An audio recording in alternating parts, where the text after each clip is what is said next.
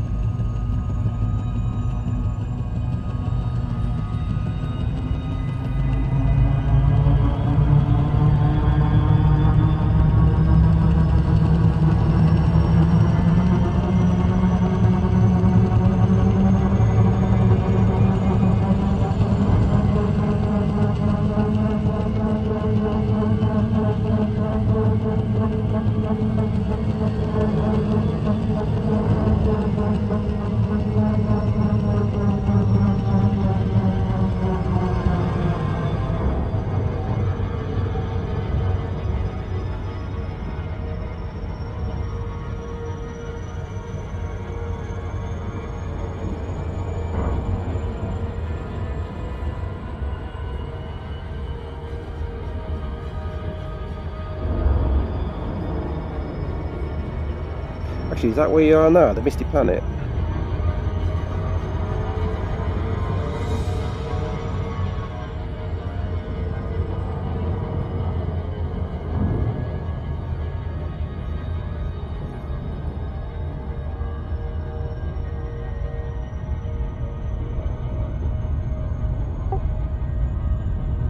Me, or was that somebody else? Yeah, that picture, it looks similar.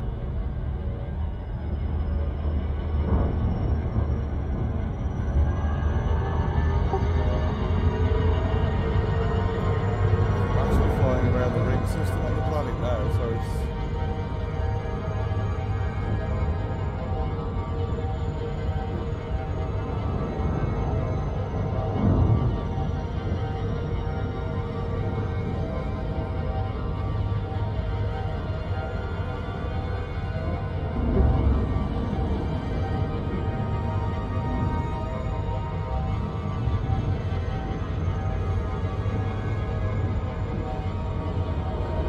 These engineered probes do make a big difference.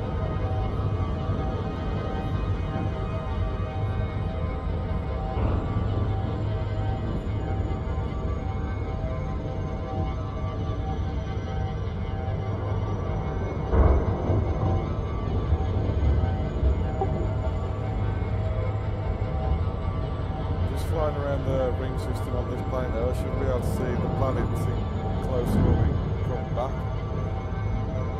But yeah, I can see it coming into view again now.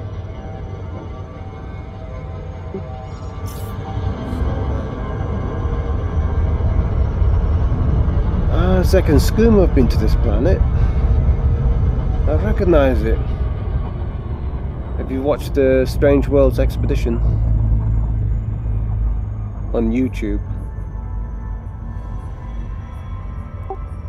And I'll see if there are any names on the system. Hang on.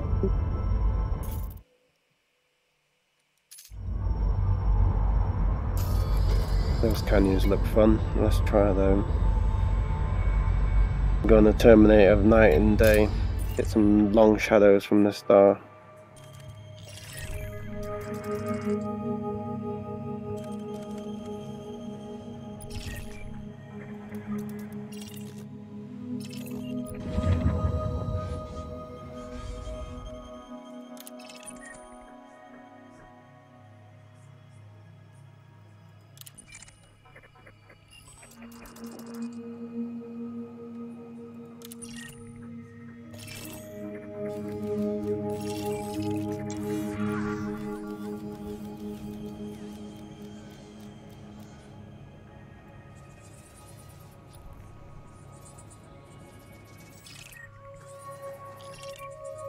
No other players in this area.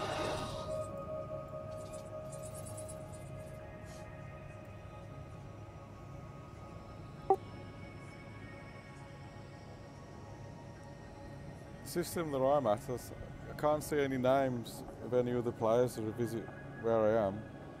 So I presume I'm the first to discover this system. Which is Your system. I don't know how you pronounce it, which is Bleeth UAE DO-N C8-221 B3, which is the actual gas giant, then you got the close orbiting planet around the ring system. Yeah, I mean, BA3WR-W 356-01A. But it looks very similar to, I think it was the Silver Highway, the one they, is that the Misty one you're talking about? I'm going the Misty one that right now, yeah. So this is a different one, but very similar.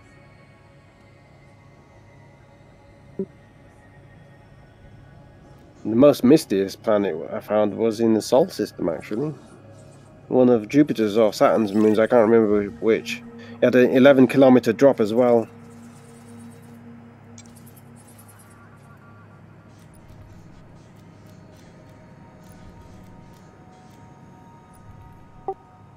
Is there a way We both jumped down there. My friend Jay blew up, but I survived with 11% hull on my SRV.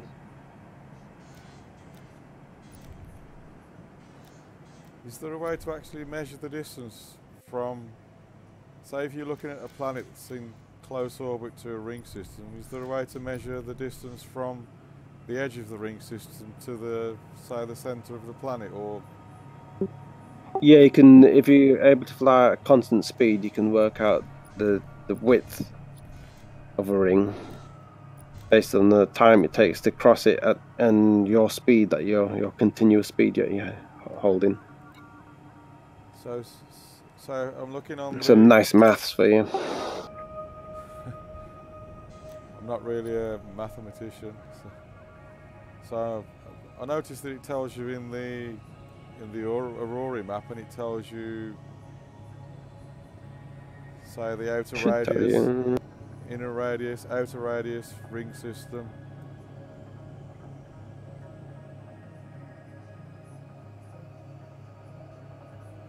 So B3A ring, so it would be B ring, which is an icy ring, which has got an outer radius of 147,933 kilometers. Let's get my Fator out and have a play.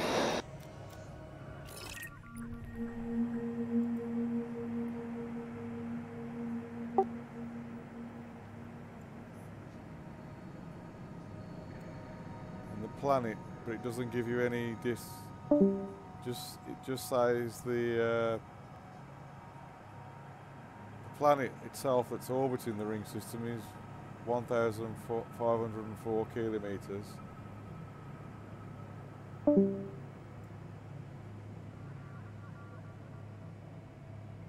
Oh wow, this is amazing. Can't see much mist here though.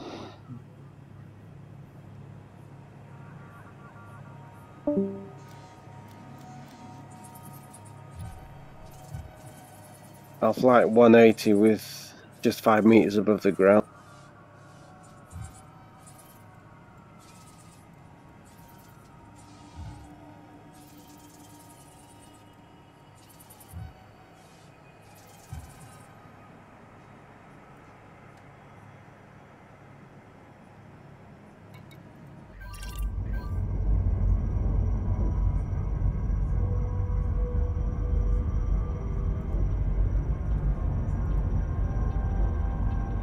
Hopefully my mothership pilot isn't dumb enough to fly into that mountain.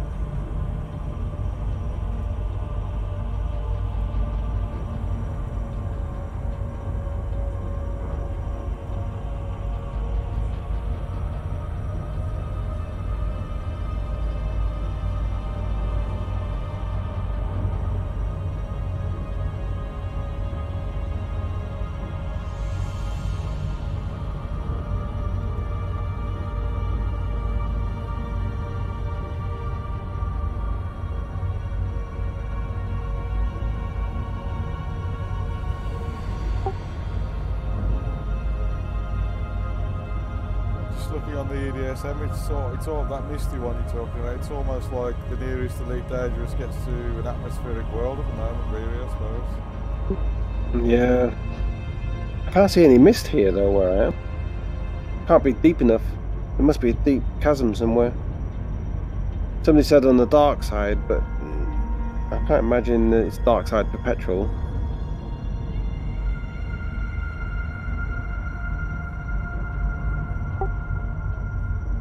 Is it a tidally Did they mention it? Did they mention? Yeah, it will be. Looking at the distance of the gas giant from here, it's definitely be tidally locked.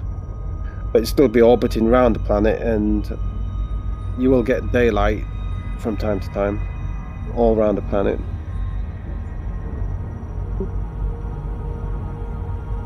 The gas giant has a tilt of probably around about 9-10 degrees.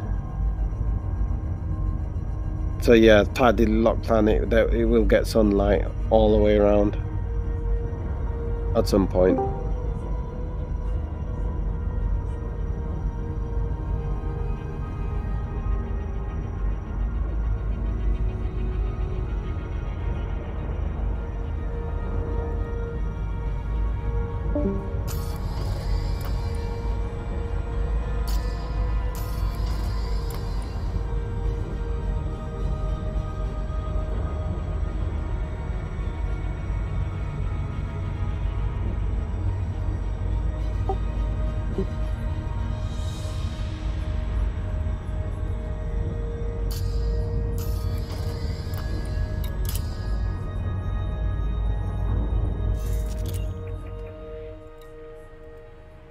I'm literally keeping about 15 meters above the ground at 200 speed. Mothership can keep up.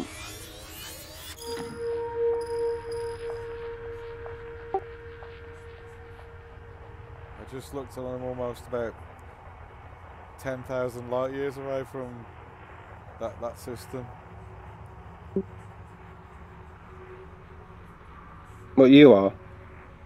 Yeah, I was actually heading back towards, what was it, the nebula, because I thought, well, I didn't really explore much of the nebula around the last waypoint, so I thought I'd go back before I carry on back with the FleetCom.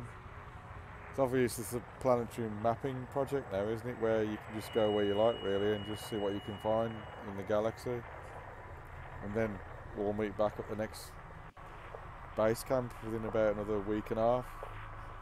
Yeah, it's 2 week. I think it's a 2 week one. This one. Yeah, that's right. Yeah. Because they're doing the galactic mapping project as well. Oh, the textures are amazing on here. Whoa, vertigo.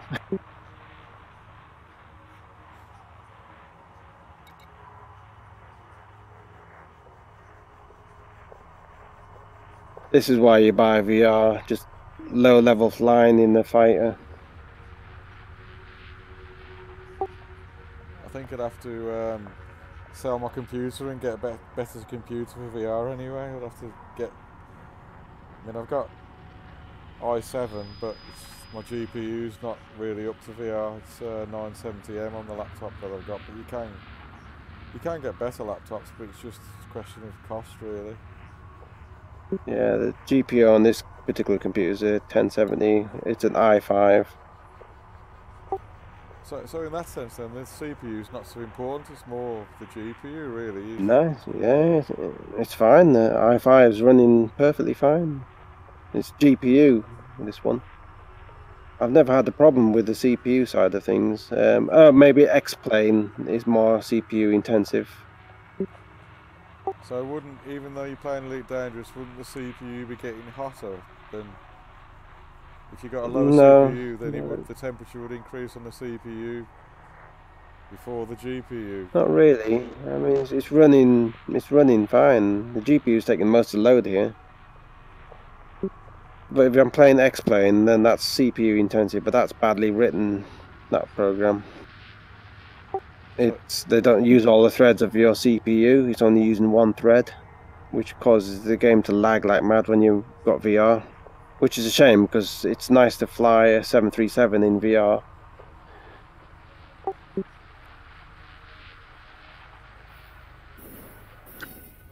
mean, even on my laptop, the CPU gets to about 85 degrees. So sometimes the GPU can get to sort of like the same as well. And that's an i7 68K. But I think that's due to the fact that my laptop's so thin as well. It's an MSI, so... Alright. This computer's water cooled. I can't check my temperature at the moment. But I mean, as soon as I start playing the game, I put it onto turbo boost, and then I'll put the fans on full blast to try and keep the laptop cool. But I think eventually, as I'm playing the game, it will start to throttle a bit, and I'll start to get maybe a bit of lag. Then I'll have to sort of like turn off, maybe reboot the computer, let it cool down a bit, then carry on. Yeah. Yeah, I've not tried playing Elite on a laptop before, so I'm not sure how well it would run. It's not bad. It's pretty good, really. I mean, I've got a Dell XPS, but it's a little bit old. Wouldn't really want to put Elite on it. I mean, I've got a cooler mat as well, so I've got the fan blasting up underneath, and there's 2 fans, obviously, on either side, and it sort of like sucks in air from the top and blows the air out from the side. But even then, it's still, the CPU gets pretty hot, and when you're doing something really gaming intensive, the GPU will get close on or near enough the same temperature. Well, I think my mothership clipped a mountain. So I mean, I haven't really been... Nope, false alarm. My GPU is running at 61 degrees at the moment, the CPU is at 84, 85 degrees C.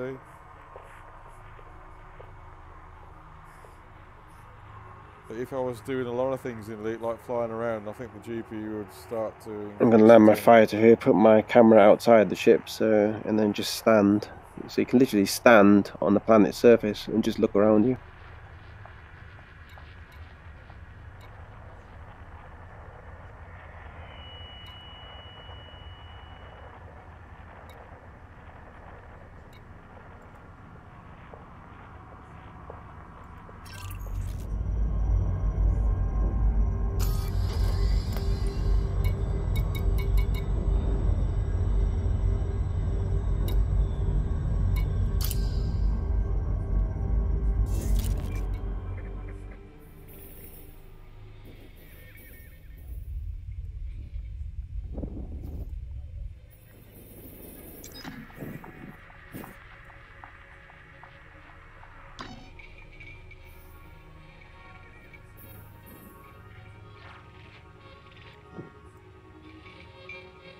So move my camera to about human height, that should do it.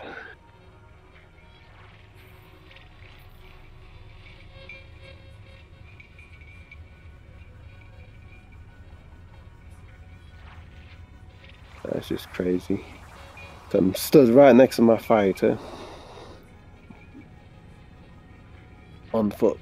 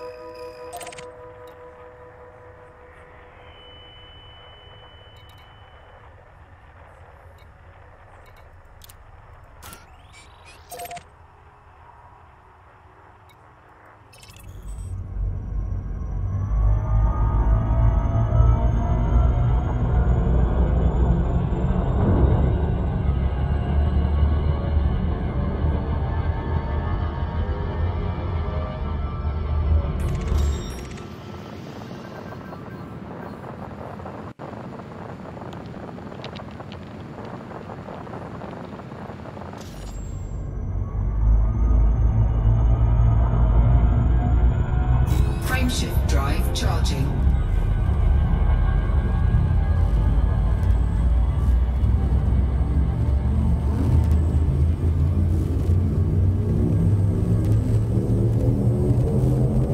Four, three, two,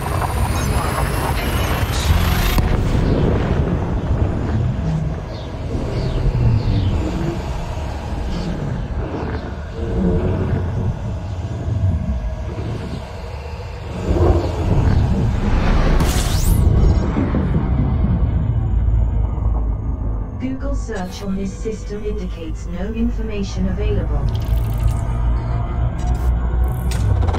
Fuel skipping.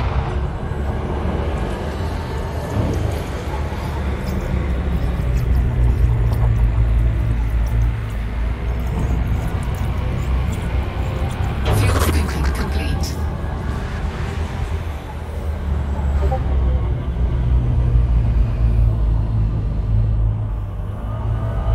More of that me, I think I'll make a good tea.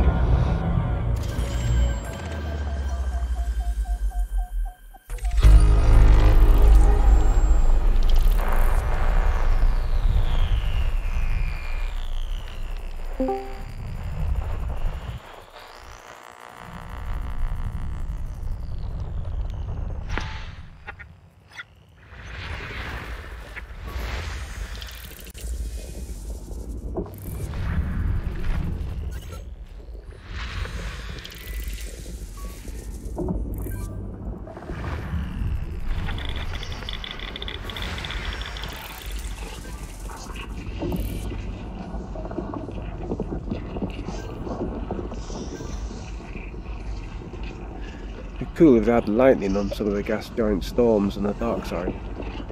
Just sort of like a flash now and again, that would really finish it off.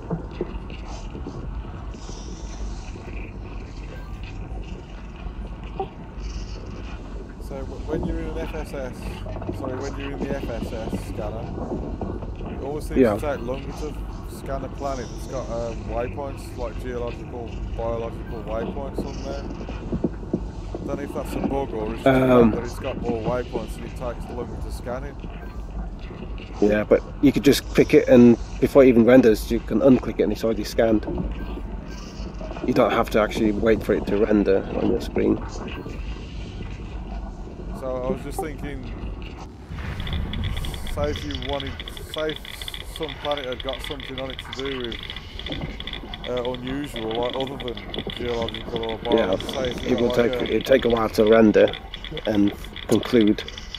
So I mean, I haven't really found a planet where it's got like some sort of a human inhabitants, like which some planets have, like a particular waypoint on there. So yeah, every time I find an Earth-like, I always fly to the dark side to see if there's any cities or any colonies, maybe a lost human colony or even a species that has harnessed the power of electricity.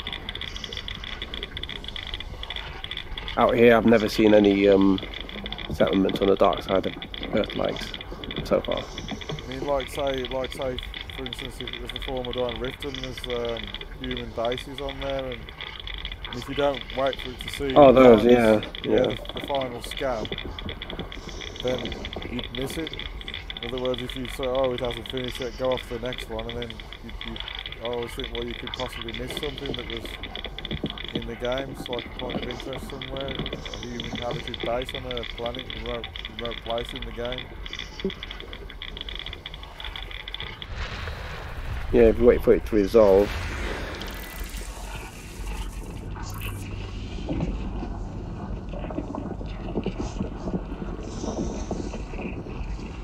And you've got things like the Thargoid bases, Guardian, Ruins, and there could be something out there that nobody's found yet.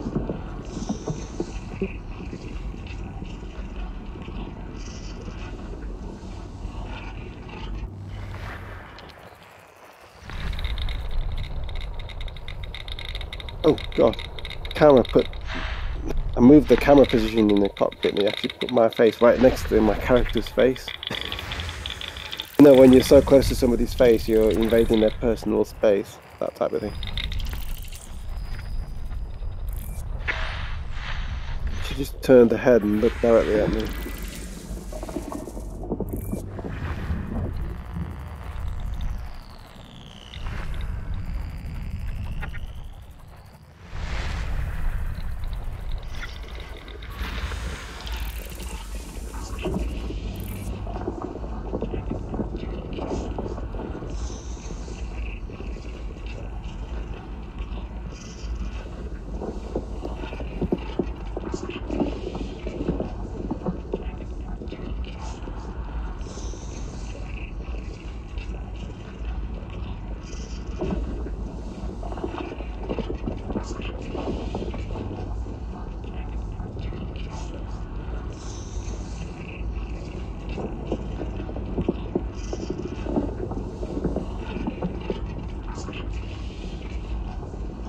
I know we're supposed to be, like, deviating from the straight line path and trying to explore around here, but, like, 230 jumps just to get to the next waypoint.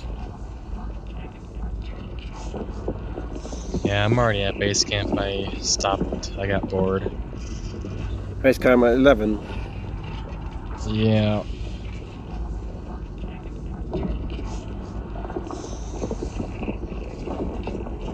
Trying to find all this mist on this misty planet, but I haven't found much mist.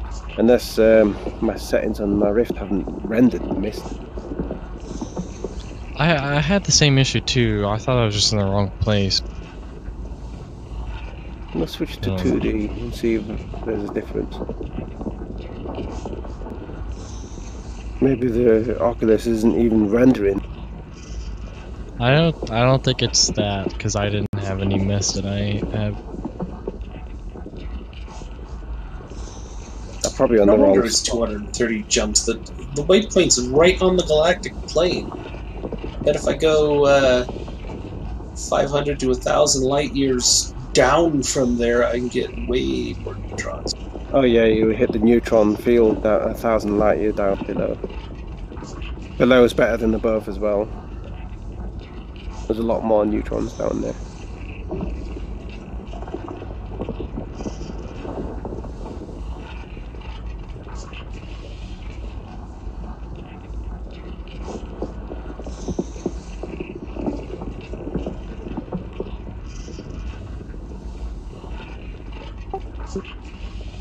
This must be less jumps because the route is plotting like twice as fast. Oh, failed.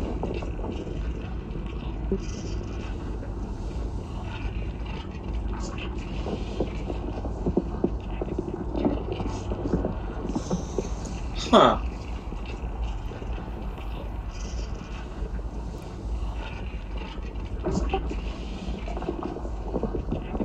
I think a good idea would be, say Frontier were to put something in the game where you could see on the galactic map or system maps that maybe planets and systems had been visited by other players and not you, then you would get an idea of which systems had been visited and which hadn't. So you could actually see on the map. You can see if it's immediately worth scanning or not. Yeah, so in other words, if it's been visited by somebody else but not you, so then you can see the planets that are completely undiscovered.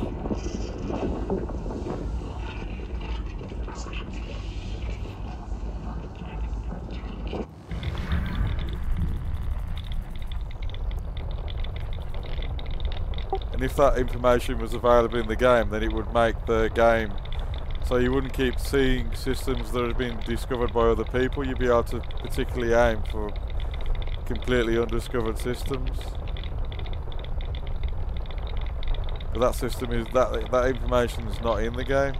Maybe that's something that Frontier could add to the game in the future.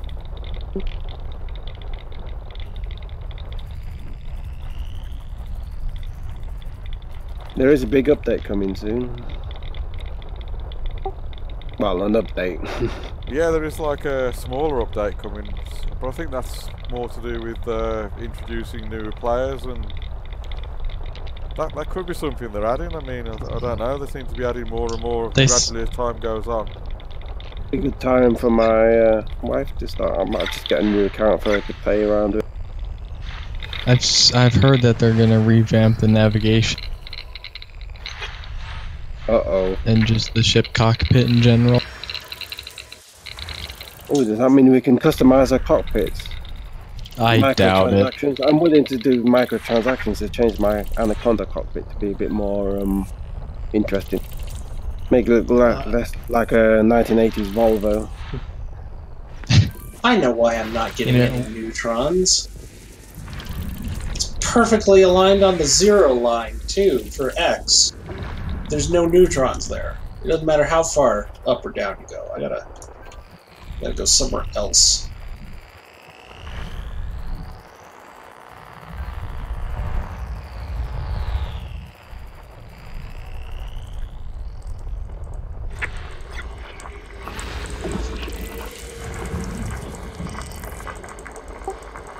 what kind of ship does Harry Potter fly around in? System scan. Is it like a clipper or something? I brought my FDL to Colonia for that, but that was a waste of money. Maybe he needs I think the he's car. already been sent back to the bubble, the fast one. He got owned anyway. Yeah. Quite a few times. The message to He Harry Potter. he got is, super ganked. the message to Harry Potter is don't mess with distant worlds.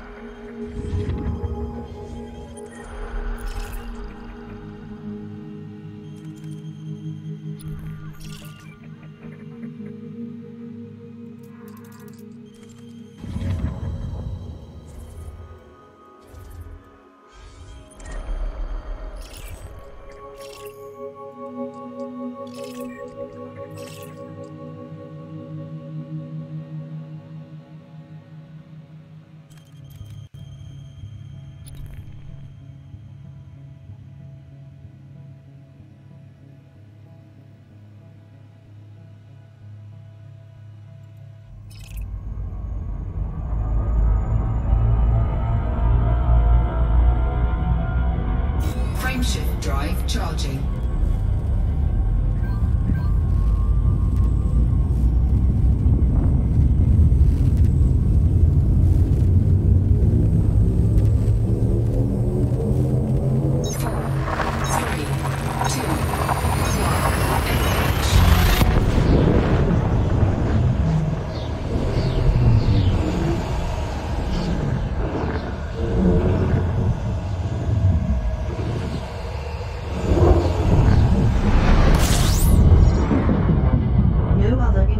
Perhaps more missing near geological. Fuel scooping.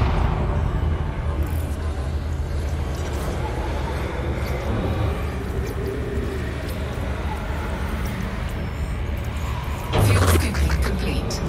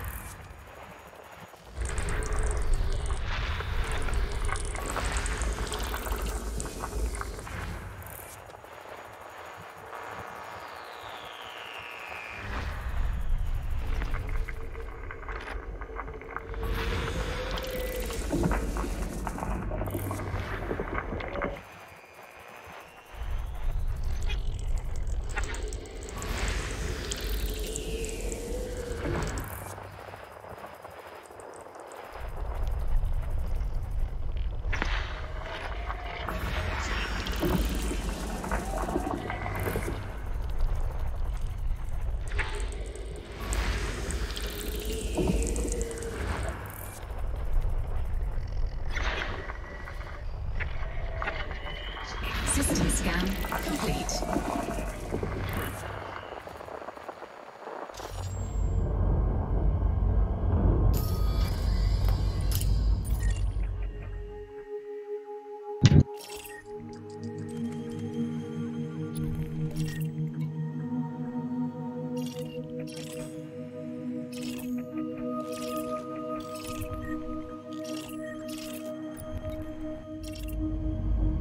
Frameshift drive charging.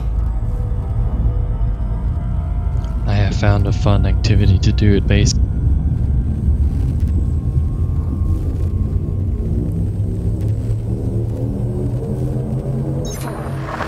2, 1, engage.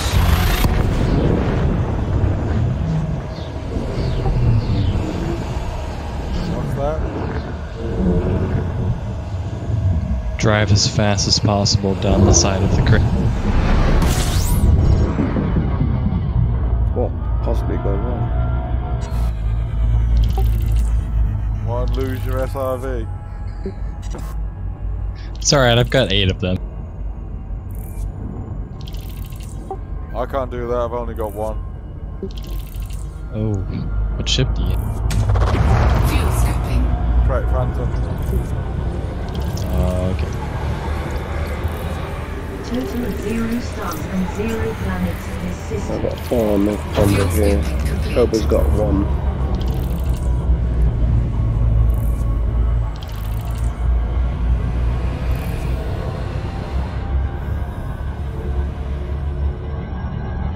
I was hoping for them to add fighter hangars at Explorer's Anchorage, but they didn't, so I just bought a planetary vehicle hangar.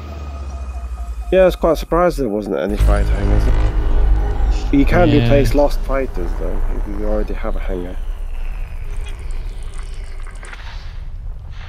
Logic. And you can change them as well.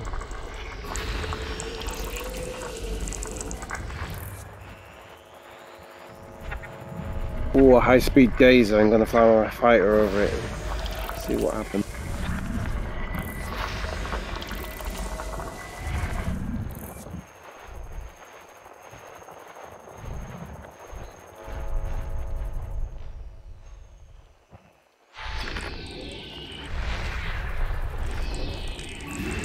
I guess I'll just play CQC in the meantime.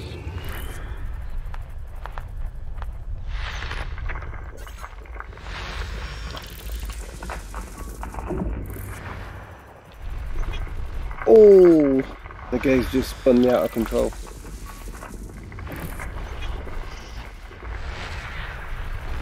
Talk about dizzy. I lost my SRV and I had to go all the way back to XA to get an SRV, and then it sort of threw me off the fleet com.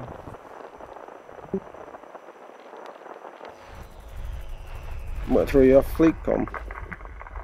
Well, I sort of like I to mean- play catch up, so I had to go all the way back to XA to right. get the SRV. Then it was actually Goliath's Fly all the way Rest. back. Man. I got to Goliath's Rest and thought I'd have a drive around on the planet, and then drove into the crater, and then drove a bit too quick, and then found myself flying down the edge of a cliff in the crater, and then next minute I knew, blew up, and so oh no, I wish I hadn't have done that.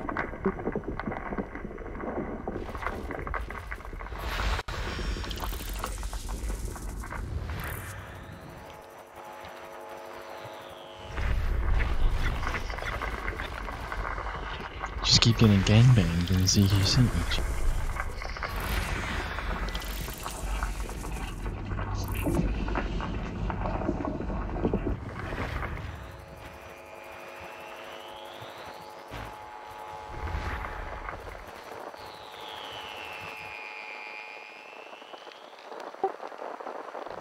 Goliath's Rest was but my SRV, rest in peace.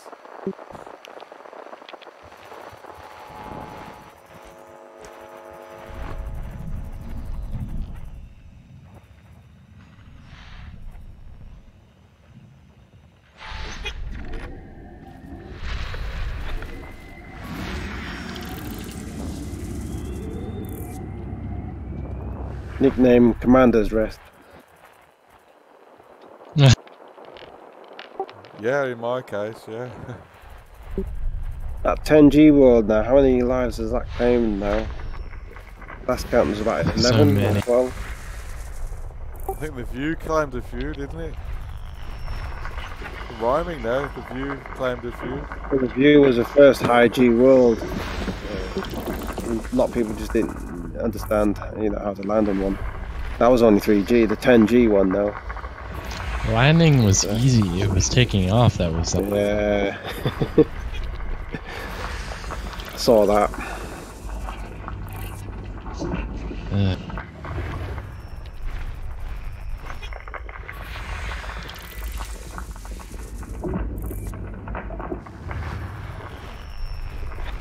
Camp here for the night, I think.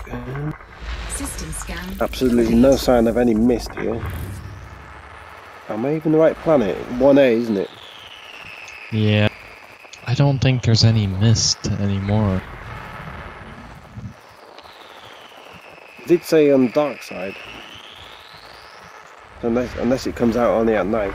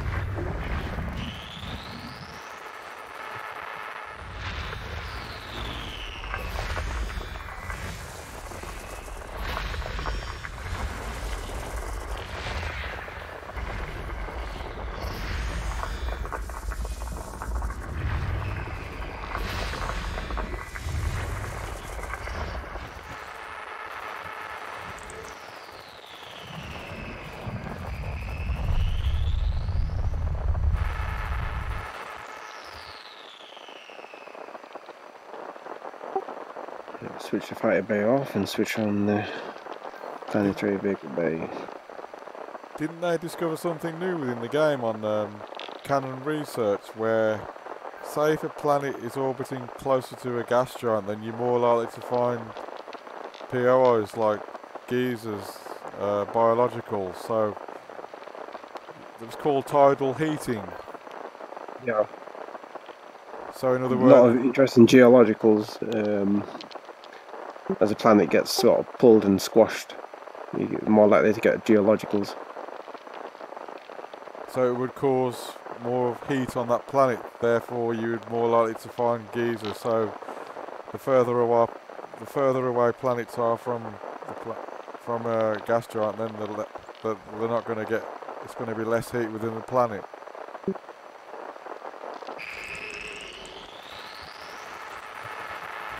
The further the planet away is from the gas giant.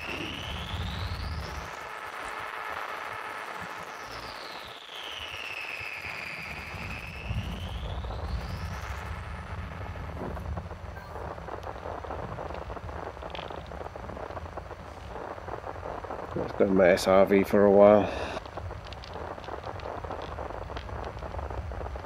Oh, it is misty slightly, like a green mist. Not as much as the photo, though. Only noticed it in the SRV. Yeah, it's not as it's not a heavy mist.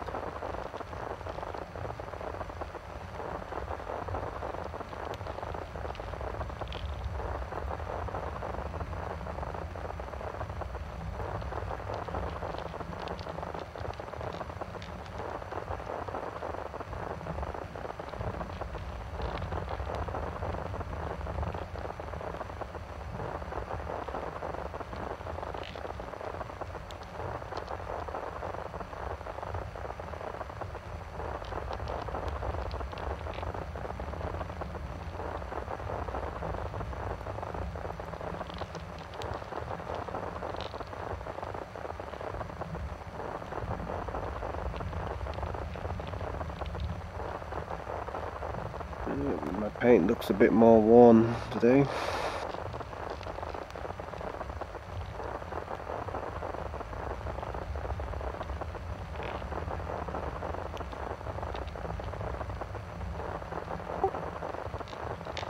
Don't they say that the moons are actually around our own Jupiter? Say if you would take Europa around Jupiter, Yeah. there possibly could be life on Europa.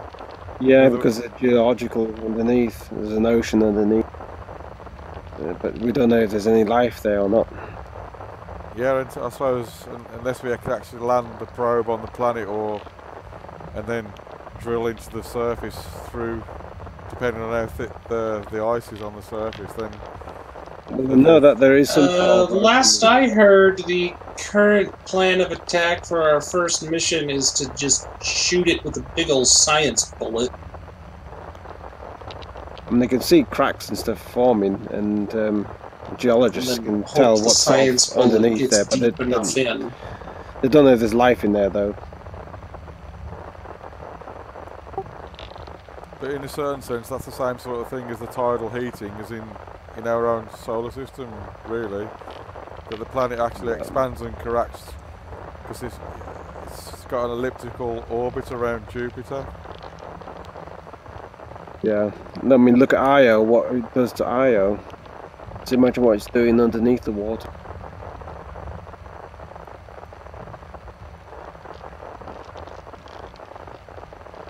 Considering the size of Jupiter as well, the gravitational pull.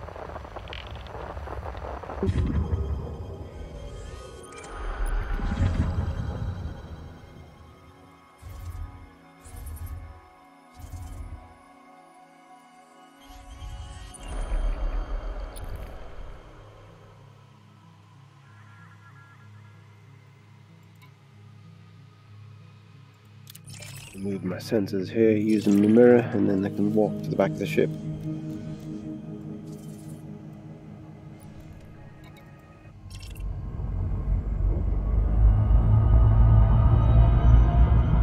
"45 geologicals." And 46. How many geologicals are there?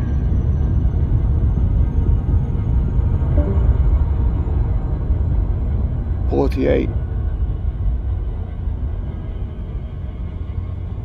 49.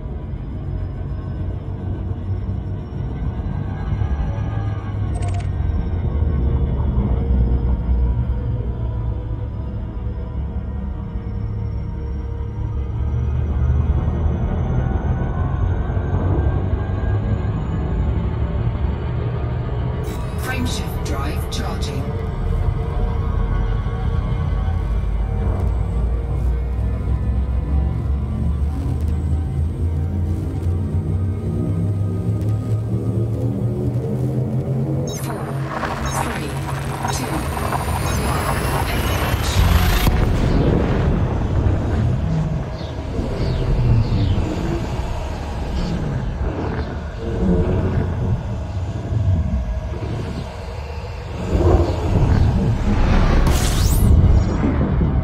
Other information on system.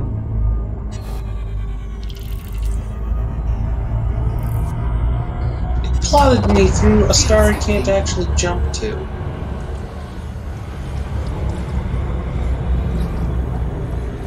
Yeah, if it's binary, there might be a star in front of you. On Saturday, I nearly lost my ship. Jumping through the star, it dropped me out of Super Cruise straight away.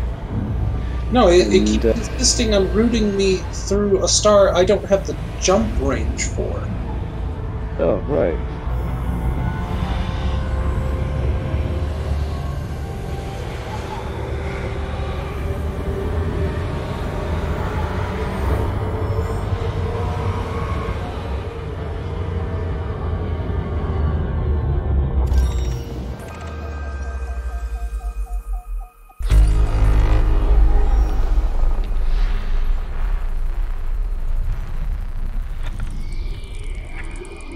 System scan complete.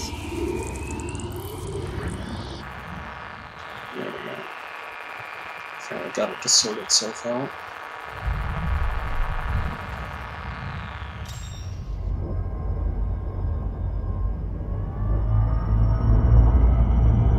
Frameshift drive charging.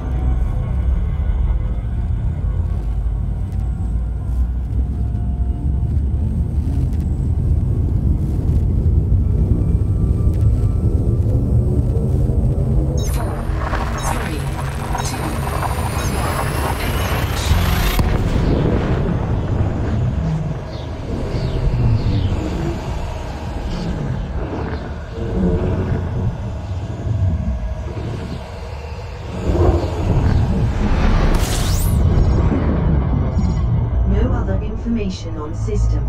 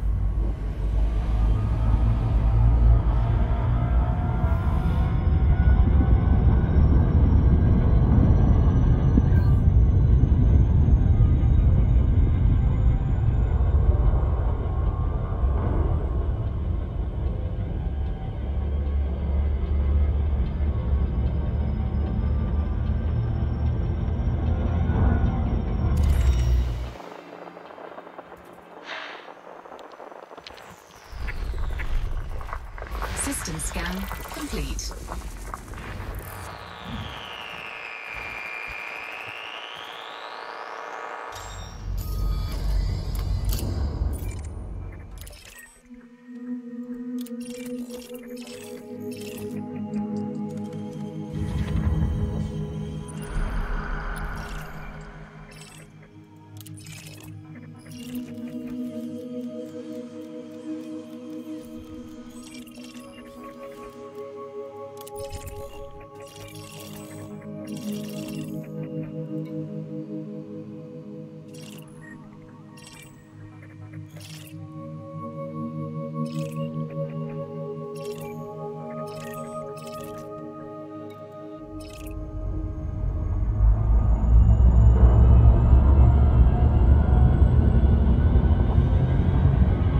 Frameshift drive charging.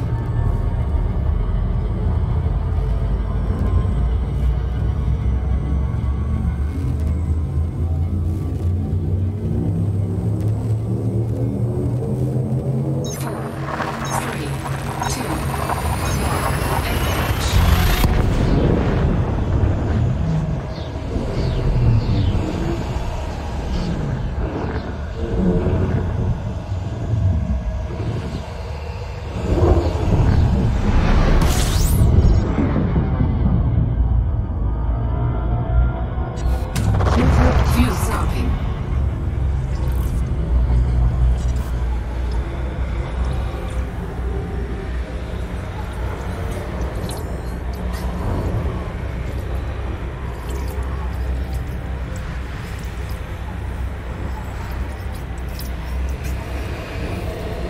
Fuel scooping complete.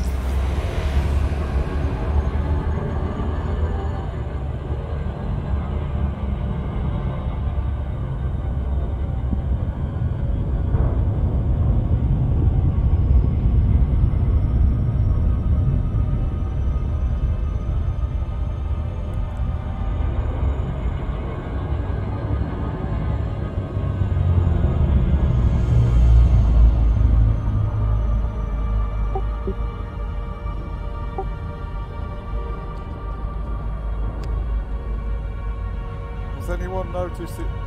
When I'm playing the game, I'm looking at the galaxy, and it looks like there's a little. Just when you're looking on the galactic plane, you can see like a smaller galaxy outside of the galaxy, and below that, there's almost like a small star. Yeah. I forget the names of those. I don't think those are the Magellanic clusters. Actually, one of those might be a Magellanic cluster. just makes me wonder if there maybe could be a link in the game to maybe go explore further out than, say, the Milky Way, or... Well, how would you make the jump? I mean, I'm thinking when they discovered the Thargoid base, and there was another galaxy, when you... I can't remember how you do it now, but you actually see like another galactic map in the Thargoid base, and I wonder if there's any connection between the external galaxies and that map.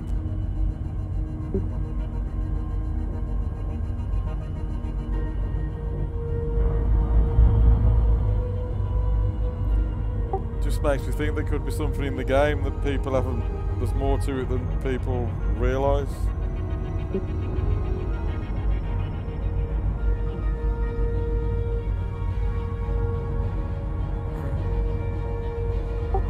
Does anybody actually confirm what that galactic map is in the Thargoid base? What that map represents?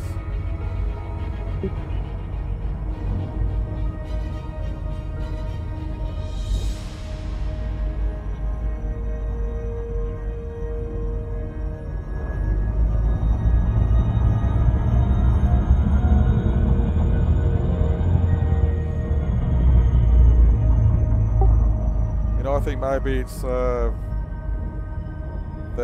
home. Maybe the Thargoids where they come from.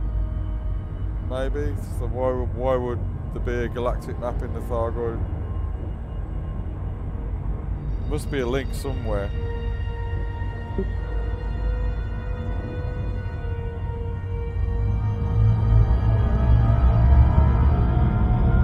Well, all I can say with any certainty is the Gal map does not let you scroll over to the Magellanic Cloud.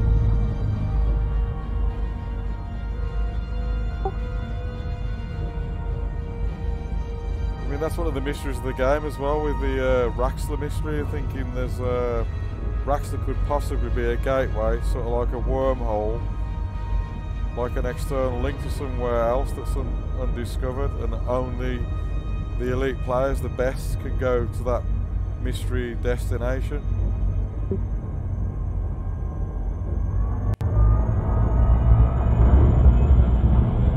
Yeah, I still have a couple of systems I want to go check out if and when I ever get back to the bubble.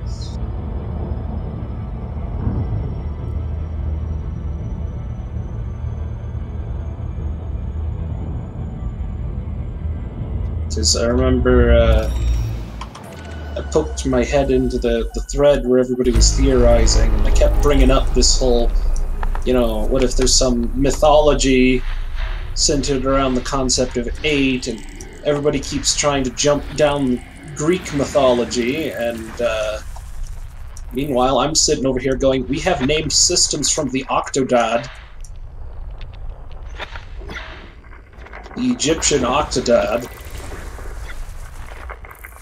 So, has anyone gone and looked at those?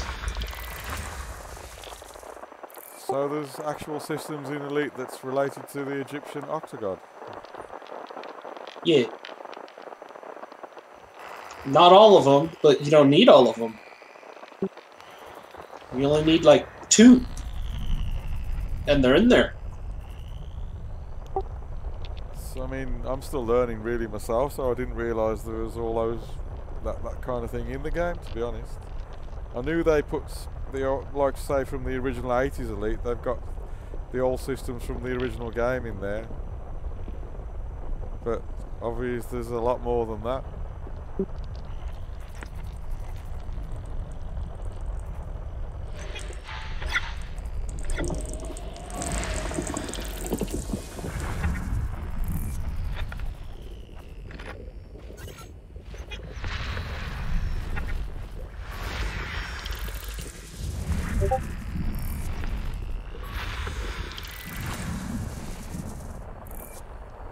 Maybe there's more than Thargoids and Guardians. There could be other mysterious civilizations within the game.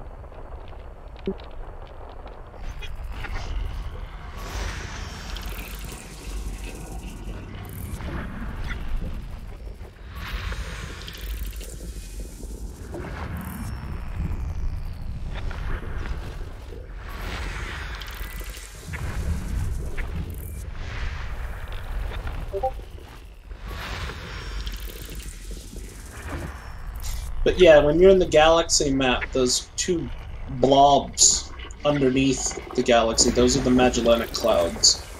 And then in your skybox, you can see Andromeda.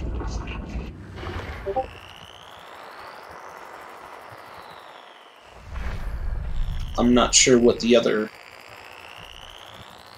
dots around that are. I think one of those is M87. I'm not sure.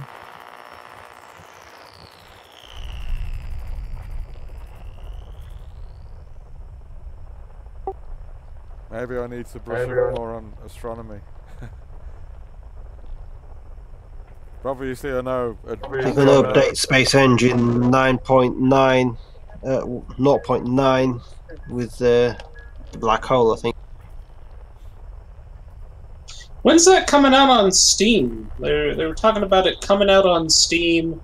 They're still testing it. Obsidian Ant's got his hands on the early version. Obsidian Ant's got his hands on the version, so some of his videos feature it. Yeah, I like Space Engine. I mean, I've got. Yeah, I'm really looking forward to that finally being released, so people can start making their own games out of it. Well, I've got it. I've had it for years. Well, no, yeah, but I mean, like, it's hitting 1.0. It's supposed to hit 1.0 soon. Oh yeah, yeah. I mean, I already got a mod, a ship with a cockpit and everything as well. And when it hits 1.0, it's supposed to, you know, get opened up for full commercial use, provided you pay for it. So the version I've got various mods on it.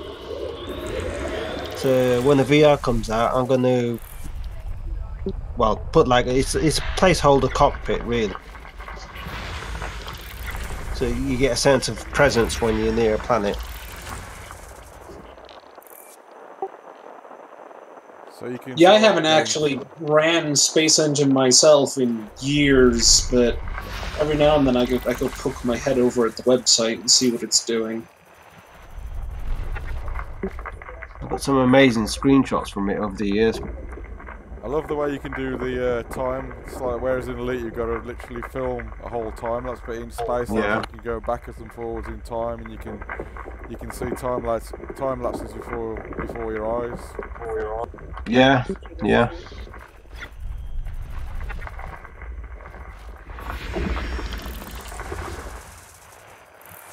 One of the cockpits I used in X3, I made cockpits for every single ship in X3 because the game came with no cockpits. I was able to use the same models of those cockpits in Space Engine. System scan complete.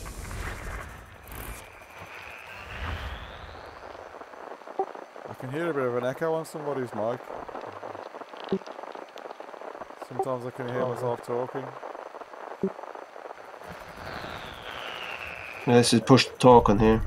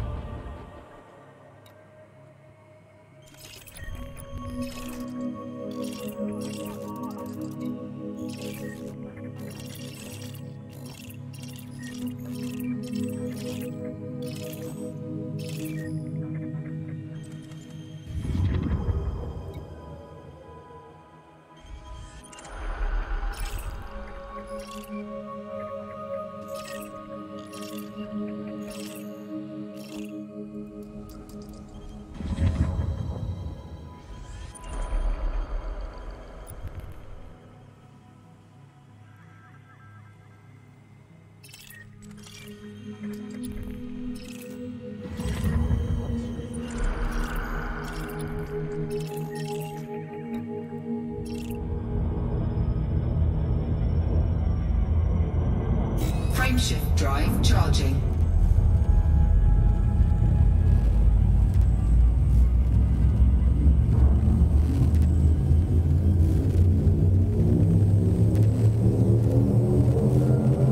Ready to engage. 4, 3, 2, 1, engage.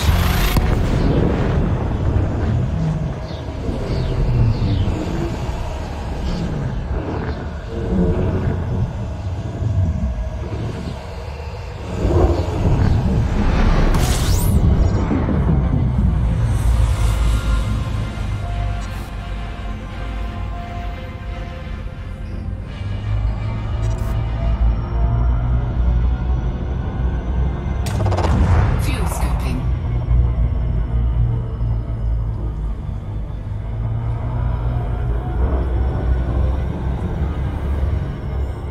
Fuel scooping complete.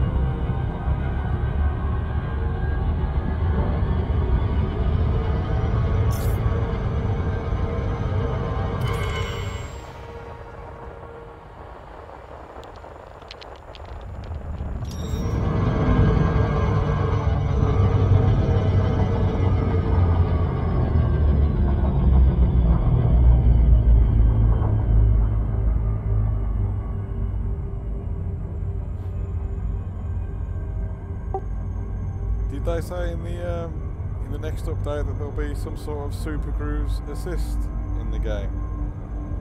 So in other words, say when you're accelerating towards planets, then in other words, if you underestimate your speed, then you just zoom past the planet. So in other words, it might automatically slow down so that you can't. We already have that. It's called 75% throttle. I suppose if you're a newbie player, then. Yep. Leap of shame. I mean, I very often do it when I'm not concentrating. I'll be flying too fast and I'll just fly.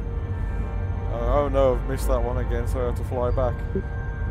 Well, that's why if you know you're going to be looking away, just set it to 75% in advance. Who cares if it takes you a little longer if you're not paying attention anyway?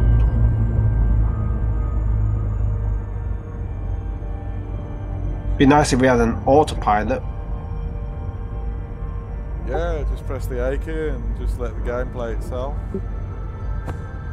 I know Frontier had autopilot, but that was a little bit different. I mean, that flew in real time, so you had to fast forward time, and you couldn't physically calculate the thrust speeds and everything.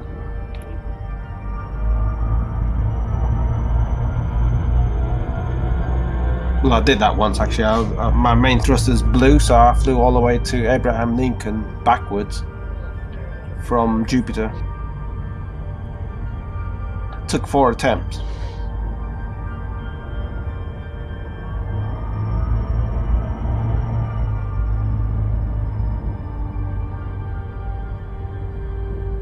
Proper Newtonian flight.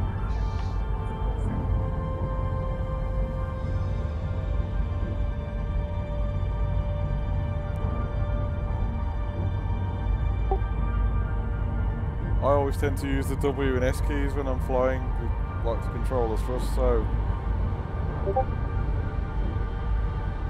it's a case of which keys to press for different increments in the percentage.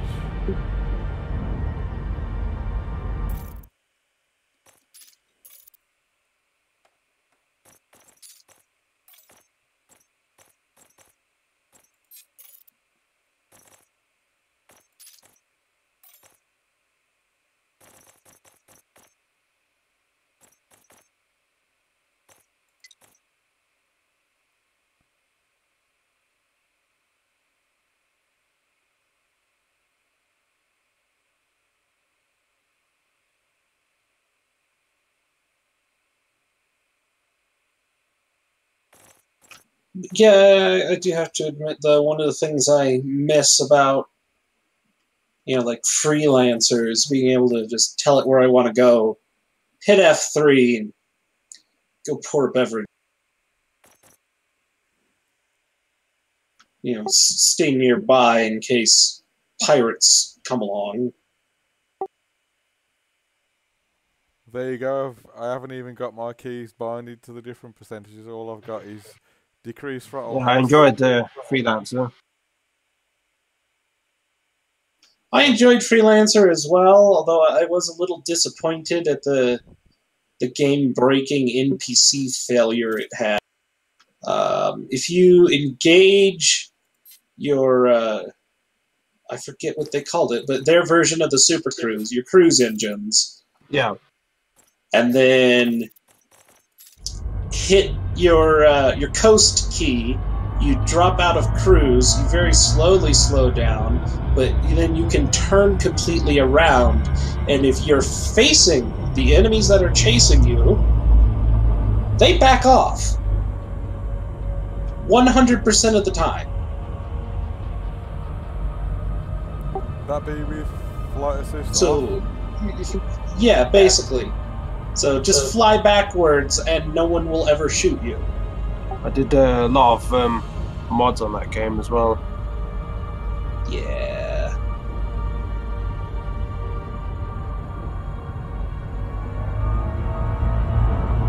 I liked, increasing the cruise speed so you could get around quicker, but the AI had no idea what to do with its newfound power. I mean, I played all the... Just crash into everything. All the Wing Commanders, I played that, the Privateer, Freelancer. So I'm a big fan of Chris Roberts as well in the past. But this Star Citizen lately, we'll see how it goes. I'm not putting my hopes up or down or anything like that. I'm not even checking what's going on about it. I just want the game to come out and just be blown away with it. Well, yeah, they've spent basically all of this time so far building back-end stuff, and they're finally getting to the point where they can start cranking out some actual content. So, David did it the other way around, built the skeleton of the game. Than they have been.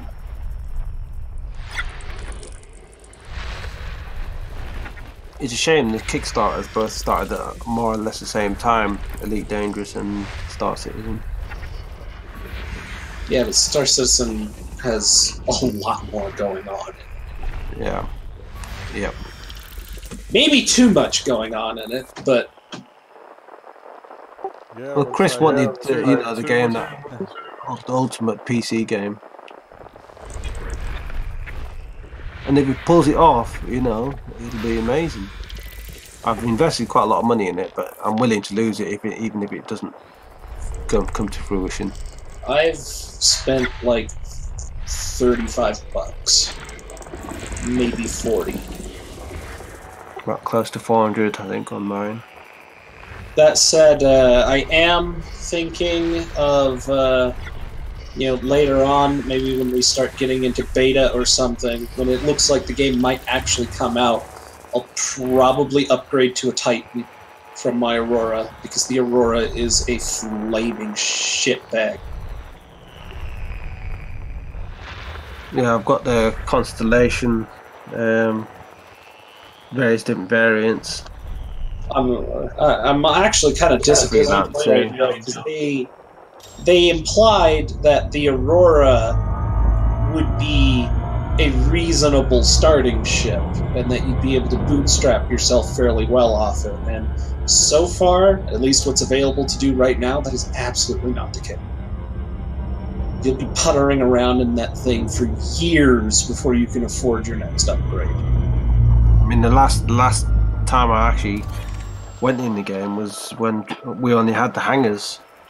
But I've deliberately not gone on to any part of it. I've not gone on to any updates or checked. There's actually, parts of a single star system going on now, so you can putter around that. You can run cargo. I prefer extremely basic, randomly generated combat missions. With Elite, I followed all all the development from day one. Well, from sort of alpha all the way through, but with Star Citizen I wanted to treat it differently. I wanted to just have the complete game available to me and just be blown away. I thought, oh, you can sleep in bed, you can go down here, go to the toilet or whatever, I don't know. There are quite a number of space toys. That's one of my other complaints about the Aurora. It has a bed but no toilet. System scan complete. Isn't it? I thought it, oh no, it doesn't, does it? No. It's just... There's like one of those Japanese... It's not a fold. It's not a fold-out toilet. Tuck it over your cargo. On your seat's not a commode built into it. Star Citizen is based around CryEngine, which was originally Crysis, wasn't it? Yeah, it's Amazon Lumberyard now, but even that is still a derivative of the CryEngine.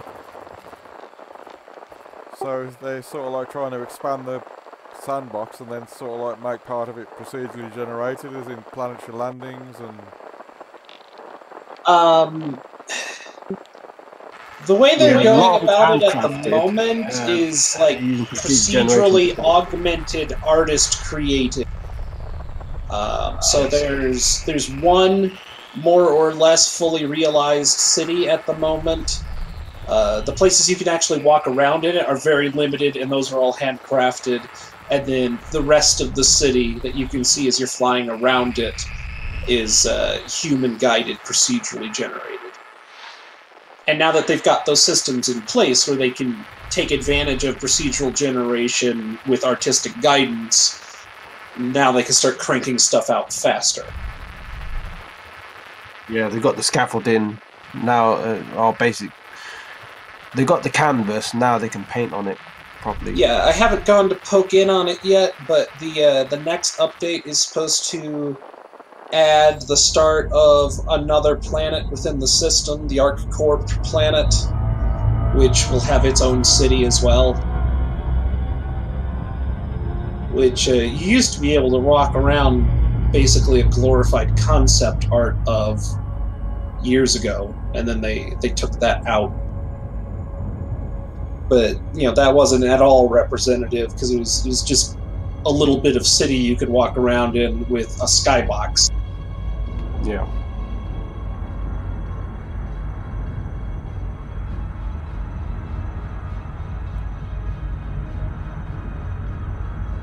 That said, I do hope they maybe do some sort of a fast travel system within the cities, because I don't really want to sit around playing Metro Simulator 2018. Maybe a portal system. A bit higher than the Metro system. Metro system, you use basic cheap money, and then if you can afford it, you might have a teleport system, or maybe an upgrade to your... Or honestly, even if they just any portal systems in there, added a couple more trains, it would probably do it. Like going from the starport to the main metro station, that's not too bad. You typically don't have to wait more than a minute and a half for a train to show up. But then if you want to go from like the central station out to a city edge so you can get in your space jeep and go drive around the mines, sometimes you gotta wait up to 10 friggin' minutes for those trains to show up.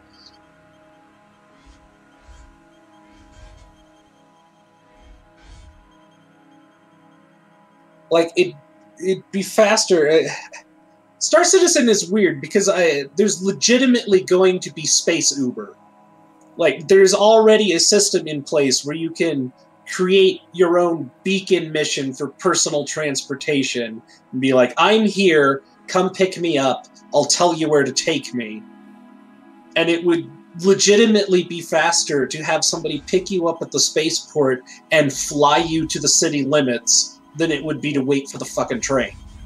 So I like the immersion side of things, but people are I'm all for immersion to a point.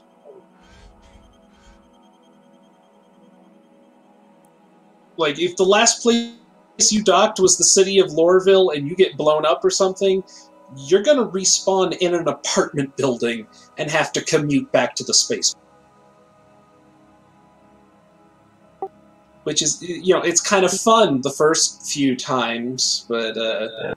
That's the thing with the games and realism and immersion. You need to get balance between all of them. I mean, one would hope that in the final game you're not going to get bumped back to that apartment building quite so much. Now, you know, at the moment, it's mostly because you encountered some bug and had to relog, at which point it feels like a commute. It literally feels like a commute when you have to do it, you know, 2-3 times an hour. I can imagine it's like real life when you're standing there waiting for the train, looking at the watch and saying, Yeah. Basically. The good news is they give you a timer for when the train's going to show up.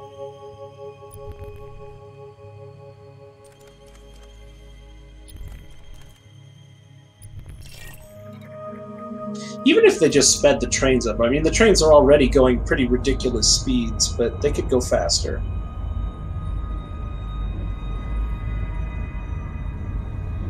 Like, honestly, the trains are going so fast, you should be getting G effects while you're riding in them. They need to bank the corners of their tracks more.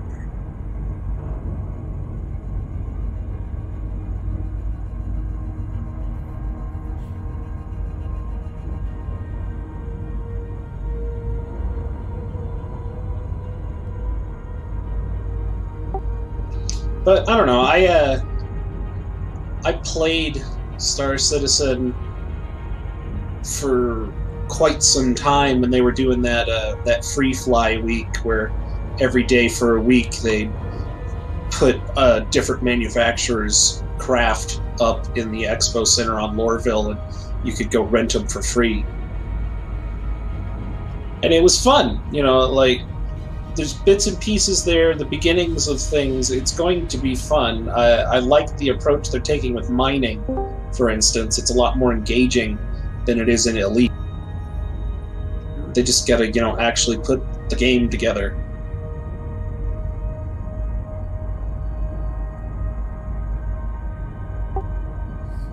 The first time I've tried mining in Elite was in the Distant World, so I mean they have actually improved the mining engine in Elite, so it's more engaging now, where you look for the golden asteroids and you can. I do love the deep core mining. Yeah, but you know, even at that, it's basically find rock, click rock, receive ore. Like that in most games, even Evil 9 other games. You will click the rock, you'll find the rock. But I mean, I've not played any of the Star Citizen mining stuff, so you know. They've got this interesting little mini game you have to play, where you have to control the output of your mining laser. Yeah, it's the reason I've not played the rock accumulates until Star energy. Citizen's sort of playable. I'm not keeping up with it until I just want to be surprised by everything in it, and when it comes out, probably in about a couple of years' time, you know, I'll have a decent rig as well. I can handle it. Probably a new VR headset. I've only ever really played Star Citizen once. I think it was a free download. It was just a bit of a trial, and I thought I'd try it out, but that's as far as I got, really. I think then they stopped people playing it for free, and I suppose they want to encourage people to put money into the system. Well, yeah, I mean, it's they need to make money. Then They have spent a lot of money, but I mean, some of it's ridiculous. I mean, 27,000. I mean, for all the ships and stuff like that. I don't. It will give you an understand why advantage in the people are game, buying those. and some people have. People have got more money than sense. I mean, if you're a billionaire, you know, you just chuck it in there and have a go for a few minutes. Somehow, at least 3 people a month are buying that 15 grand package, which just makes the whole thing look like a money laundering scheme. Yeah. But still, if it gives them enough money to make an amazing game, then, you know, I'll benefit from it. I mean, for all that money to go into a game and to still only be an alpha, then you know, it's been 10 years, or well, no, not 10 years, but it will be 10 years. People want to see a result. So if there's no result after all that money and time, then eventually people, you know, they'll want to either they will lose interest. They want to get refunds back, or they want to see a result at the end. See, when I put the money in, I was willing to lose that money. You know, it's a risk. I put a lot of money in Elite Dangerous, but I really wanted Elite to be successful. Elite's a special thing for me because I've played all the originals, so I really wanted Elite Dangerous to succeed when it first came out. But yeah, these people dropping tens of thousands of dollars, like, must be nice to be rich. Yeah.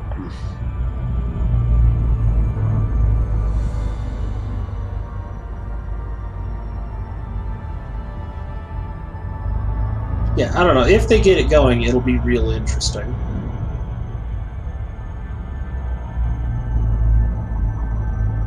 You know, I think with all the money, it would blow people's mind with the kind of game, the kind of thing they're aiming for with Star Citizen. I mean, it looks amazing if they can pull it off. I hope they do. You know. Yeah, it's definitely. I'm quietly optimistic. You know, I think they might be able to. I think they should be able to do it, and I don't mind waiting, you know, 3 years or whatever for it to come out and just be totally blown away by it. I mean, the question is, it'll be the type of game where I want to take time off. I'll be surprised if they release before 2025. Imagine some politics going down in the headquarters of Star Citizen, right? And they piss off a couple of their execs big time, and they defect to FDev. Imagine that. That would be nice if that were to happen. Yes. Well. Because, you know, Elite Dangerous needs stuff like Star Citizen. You know, Star Citizen has a lot of stuff from what I've heard that Elite Dangerous does not have, like legs, for example, and a lot of other stuff. But, you know what I mean? It could be so beneficial. They would be in direct competition, and right now they're not. Well, that's why I'm looking forward to you know, Space Engine finally getting released, because I just know some group of people is gonna pick that up and start trying to make a competitor for Elite. Well, I've already made a ship that you can fly and the cockpit for the current version. Yeah, but that's just demonstration. When you actually acquire a commercial license for it, you're going to have access to the source code. Yeah. And be able to do whatever you want. Just using that generation in the background. I'd really like to see a game that, you know, just like strips out the Milky Way galaxy entirely, just plop us into a totally procedurally somewhere else. Like No Man's Sky? I think with Elite, yeah, only less crappy. I think with Elite though, where I've modded like No Man's Sky. It's I only play because my wife plays a lot, and I'm enjoying it. I really am enjoying it now. After the 6 expansion packs, 3 expansion packs as well. It's actually becoming the game that it should have been back in 2016. Can you? Because I've heard like the flight mechanics are just baby you. Can you Irish have world. airless worlds in No Man's Sky? Are Yes, there you can. airless Yeah, worlds? there Oh, are. okay. Yeah, there are Like, actually. like moons and shit. Yeah, Oh, there's okay. moons and stuff. And asteroids and whatnot. You can land on comets as well? No? Couldn't see any comments. No, it's not a one-to-one scale galaxy like Elite Dangerous. It's a lot more arcadey. But I'm running the mod that makes the space look real because it's a bit acid trippy otherwise for my liking. Yeah, lots of pastel and psychedelic colors. But the character animations are really good for the character running around and that. They've done a really good job there. The latest Like, you can jump patch. into vehicles and then jump out and run around and shit. Yeah. And running around the planet and building a base. We built an amazing underwater base, and it's really atmospheric as well with my wife, and I really enjoyed that. There's underwater is like Subnautica style. It's very similar. They've done a really good job with the latest. I like the sound of it. It's called Abyss, the latest patch. They've got 6 expansion, well, like updates, major updates, all free. Underwater, I guess? Like yeah, underwater. A bit more diverse biomes and everything. Okay. When I heard of Abyss, I was thinking Mariana Trench, 7.5 miles straight down. Yeah, there's some deep areas in the game. Speaking of which, imagine those super Earths with oceans that are supposedly thousands of miles deep. There's a substance that I've heard of called hot ice, a theoretical substance, where water gets so pressurized it becomes a solid, but a hot solid. Yeah, hot ice 400 Celsius ice. How much? Sorry? 400 Celsius ice. Ooh, yeah. Like Ice 7, I think it's called, or whatever. Yes, like Ice 8 and Ice 9. Extreme pressure. I mean, No Man's Sky is not scientifically accurate, but it is a really good game. Neither is this game. If you want to explore and stuff, it's really good. But I do not like the default space. Bright green skies, pink skies, or whatever they got on there. So I've toned mine down. So I've got the nebulas, very subtle colours. It's quite a simple mod, and I've got HD clouds as well on there.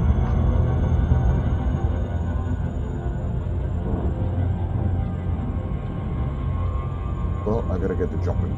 I am very remiss in my travels. Frameshift drive charging.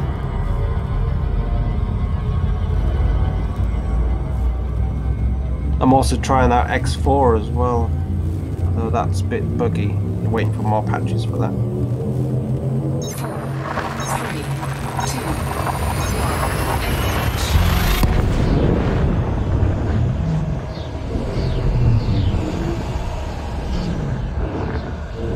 With No Man's Sky, I like digging into the guts of it and seeing how it all works. Total of 1 star and 6 planets in this system. Digging into the guts of one overzealous young canon interstellar scientist. He did a little bit of digging into the game files, and he's the one who retrieved that image of the Thargoids. Ah, right. That we have all seen, the black and grey off-white image. I think it was when the game was patched, it was temporarily unencrypted. They forgot to encrypt it. That's what I believe. That's suspect. Yeah. And then the patch after that, it was all encrypted. In the early days, I could choose any bobblehead on my dashboard. But because I could actually change the file names and have all sorts of bobbleheads. Didn't they say they've redone it since then? Didn't you say that image is valid? Yeah, they might have done. The idiot was. He might have forced that change. I honestly don't think they wanted to change it, but they may have had no other choice because of that leak. Yeah. It reminds me of the Canadian dollar. The dollar coins. Remember those? Oh, the lost die. Yep. Some asshole lost the dies, and they had to change it, and that's how we got the fucking moon.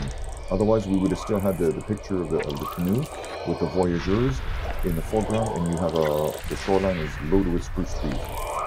And there might have been like little streaks of light in the background that was the Northern Lights or something, If I forget, it's been a long time since I've seen the old Canadian silver dollar, the old style. Much better than the fucking moon. At least the tuning has a bear on it, a polar bear.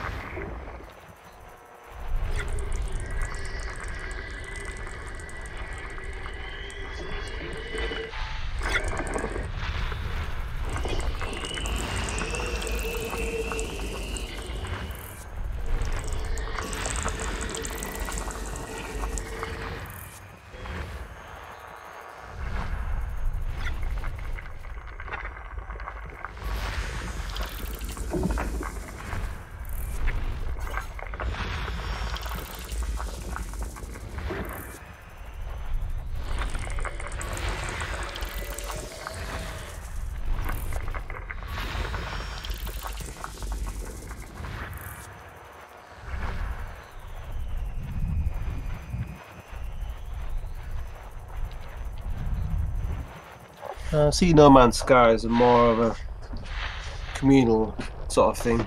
So you've got 4 mates all on the planet doing crazy stuff. It's good for that.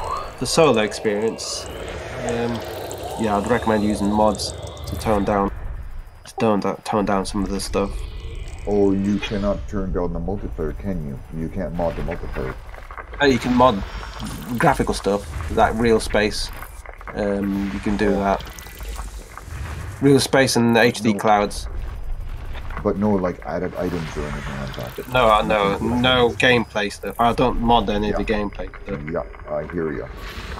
Just so I can sync with my wife's account. From what I hear, you know, Skyrim Online or whatever, or sorry, Elder Scrolls Online, I think it's called. Yeah. You can't mod that, can you? No, you can't mod that. You can mod Skyrim to death, but not Elder Scrolls Online. It's a different game engine. Completely. Well, it's not that it's multiplayer, so you give yourself a god weapon and have yourself an unfair advantage? Like, I don't think so. That wouldn't work in multiplayer at all. That's why they don't have See, No Man's Sky is not classed as an MMO. It's classed as just a co-op game. Which, you know, that's why you can mod it. Okay. If you both have modded games, like if you've got different sort of procedural universes, you use a different seed, so you have different biomes, different planets. You both have to have the same seed, so you can interact with each other in the same planet. So if you don't, you tell the guy, okay, you'd have to download this, and then once you do that, boom, then you can. If one guy who's modded game, you have to inform each other that you got. Yeah. If one guy invites you to his world, and it's an amazing world, you go on there, it might be a boring looking world, but he's floating in the air because he's standing on the hill, and from your point of view, you can't see that hill. Yeah, so it's best to communicate beforehand, make sure everybody's on par in that particular fact. When you visit a player's base, it gets stored into your save game, so even when the player logs off, you can go back to his base and have a play around. Well, that's cool. So when my wife was offline, I was still able to, you know, go on the base. Obviously, she'd locked it off, so I didn't steal her plants and stuff like that. But raid. I was just thinking, raid. Yep. Oh, remember? Oh, what was it? What was that thing where they had all kinds of taunts, like "Nice town, I'll take it," or "All hail, king of the losers," or the best one was raiding party in the same tone of voice as Avon calling, you know, that kind of a friendly voice. It was just hilarious, you know. In the early patches, you could actually alter other players' bases, but they changed that quick. That's what it was. Sorry, Age of Empires. Remember that? Yep. That's what that was. That was the I think that was cooperative as well, if needed.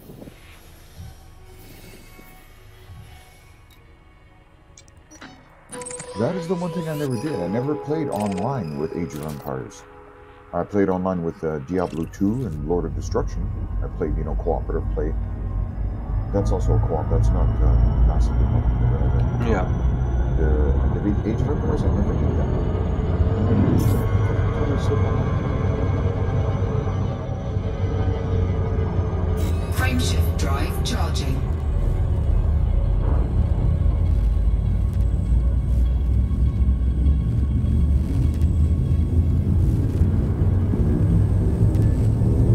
Yeah, all the space stuff. I've tried everything, even Con Mercenary as well. I enjoyed that. All the X series. X Rebirth was a bit of an abomination. Well, I can't say I played any more of those. X4 is actually pretty good. Total of 1 star and 5 planets in this system. One game I wish they would have remade differently. They remade it, but they remade it totally differently. And I wish they would have Fuel skipping. Shadowrun. I played the Sega Genesis version, Fuel and I skipping loved it. It was complete. awesome. I've never played that before. You could do, it was cyberpunk, total cyberpunk. But it was cyberpunk mixed with Dungeons and Dragons. Ah. You had elves, dwarves, orcs, and what was it? Dwarves. They were called metahumans. Sometime in 2020, whatever, 2060, whatever, sometime in the 2000s, suddenly magic returns to the world, and half the human race, or a good portion of the human race, literally mutates into these metahumans, and some of them, certain people possess magic and can cast spells all of a sudden, just like in the ancient legends. Yeah. But this isn't a high-tech world, you know. So you have elves walking around with suits, carrying, machine guns, that kind of thing, with suppressors, and laser sights. And you have deckers. You can play I think it's a samurai, which is a warrior. You can play a mage. They specialize in magic, or you could play a decker, and they can hack into computers. So those are your three characters. Basically, the whole storyline is like a murder mystery. Your brother, I think his name is Michael, has been murdered, and you have to go and solve the murder mystery, and you get all kinds of adventures along the way. It takes place in Seattle in the future, and there's parts of Seattle that are run down and ruined, and whatnot, and other places like downtown that are all chic and suave and la-di-da and everything else. And this is what again? Picture Johnny Mnemonic. No, the name of it. Mixed with Shadowrun. Johnny Mnemonic mixed with Dungeons and Dragons, basically. Imagine that. It's like cyberpunk meets Dungeons and Dragons.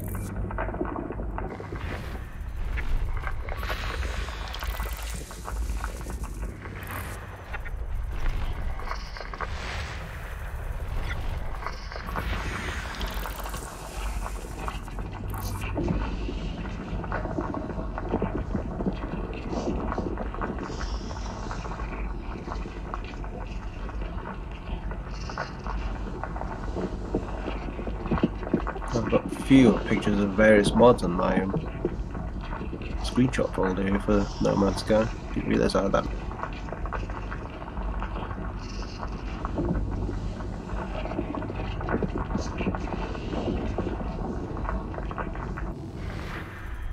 When it first came out, I really slated it. Back in 2016.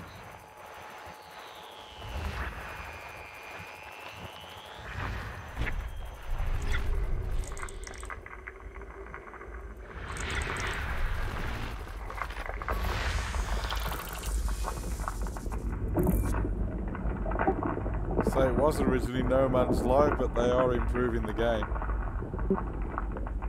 Yeah, he's redeemed himself in my eyes.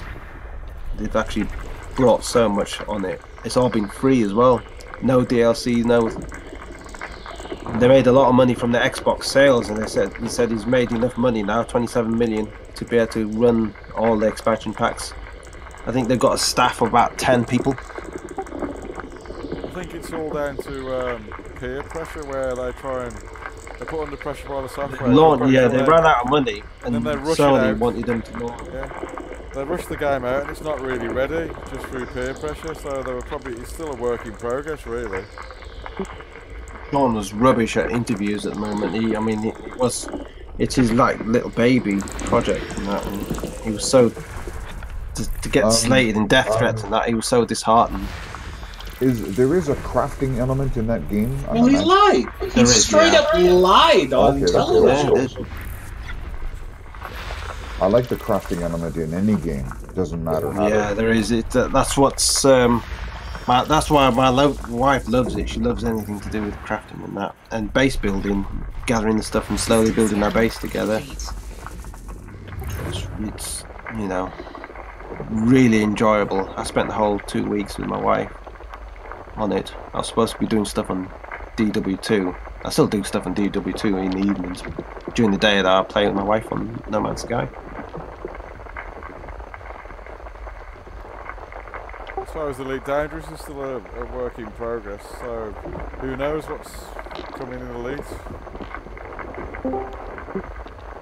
So that seems to me like the model on most games work these days. They never seem to be able to release a game that's totally complete. It's always a work in progress, there's always updates, there's always new things being added all the time.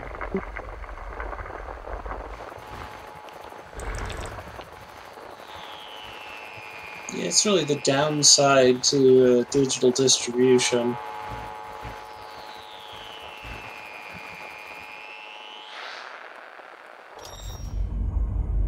I mean, they hyped No Man's Sky so much. I pre-ordered the collector's edition on PlayStation and was quite sorely disappointed.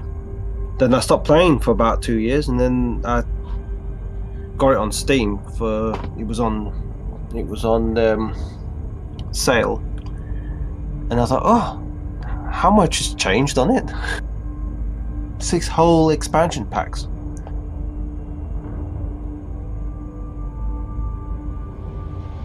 I remember seeing the adverts when it first came out myself, and it was almost looking at kind of a bit like a Jurassic World, kind of a whole like ecosystem on one planet, but half the things they put in that trailer weren't actually in the game, and I think that's what upset a lot of people when it first came out. Yeah, it was nothing like what they saw on there.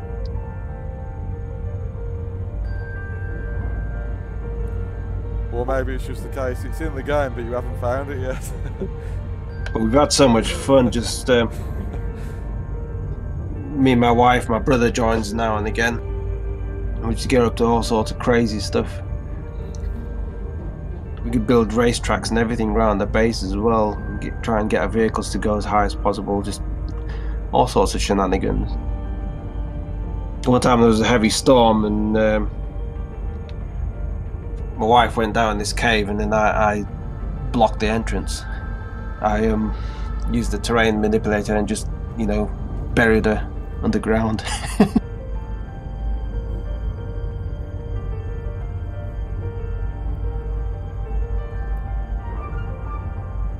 That's not your way you treat your wife in real life, is it?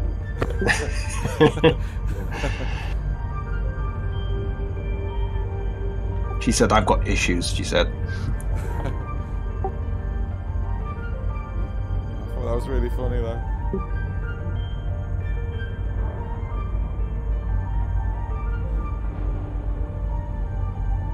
She did say I better check on that life insurance.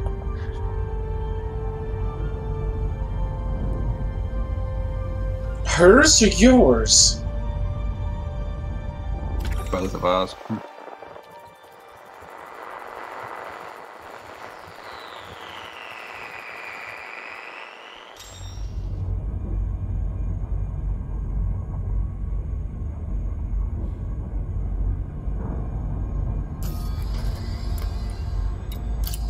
I like the fact now you can send, you can have a freighter, but you have frigates working for you. You can send them out on missions.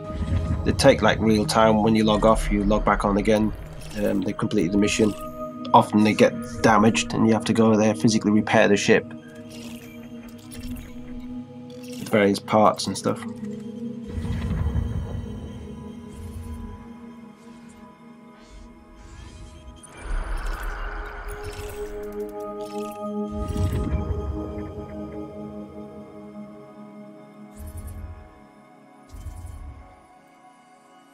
It's kind of weird, the definition of a frigate, how it's changed over time relative to the size of the warship.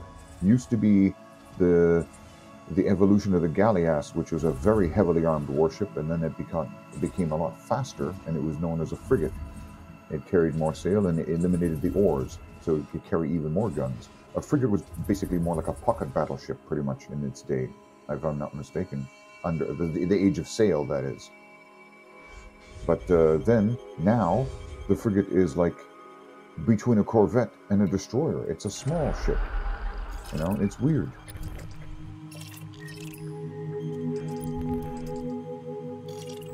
So I'm guessing the frigate that you were talking about, like a space frigate, that was a heavily armed vessel.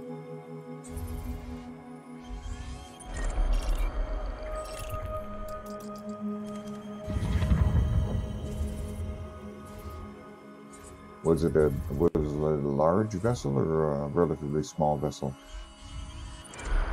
If you look in voice chat links,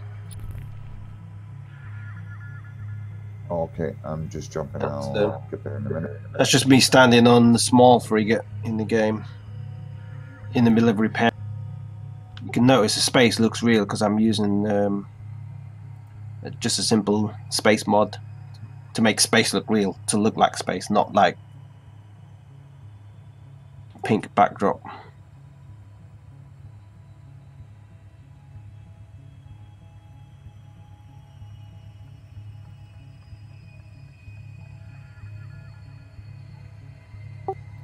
Can you actually visit the rings in No Man's Sky as well? Like, say if you were like in Elite Dangerous and you can fly around the asteroid belts and see the asteroids and do that kind of thing. Yeah, but the rings are powdery rather than just big rocky. There's a lot of asteroids in the game, and you can mine the asteroids, get stuff to to build bases with. You can even reconfigure the interior of your freighter to build a home, build bedrooms. Sorry, what am I looking at here? This is just zoomed in. I'm repairing the frigate, basically. One of the 8 frigates I have. Oh, that massive thing that you're on is a frigate? Yeah, that's a frigate. One of my worker frigates. And that ship below, that's where you land, and you have to run around, repair parts of the ship, and then send it back on the mission again, make money. They upgrade as they do missions, or if they fail missions. When you repair, you have to have materials, I'm guessing, for the purpose. Yes, yeah. And if you don't have materials, you got to go get some. They stay damaged. You can send them in the damaged state, but they often die. Yeah, you don't want that. Yeah, that's a pretty fair-sized vessel. But when I didn't even know you could get freighter. When I played 2 years later, I didn't even know you could get freighters and frigates and send them on missions, because that wasn't even available in the original game. You couldn't even build a base. So it's almost like an ISS floating around the planet, really, and you just got control. You can build it all yourself and build it up as you go along. Yeah. So you jump to system, you can summon your freighter, and all the frigates fly in. Just jump in, Battlestar Galactica style, all into the system.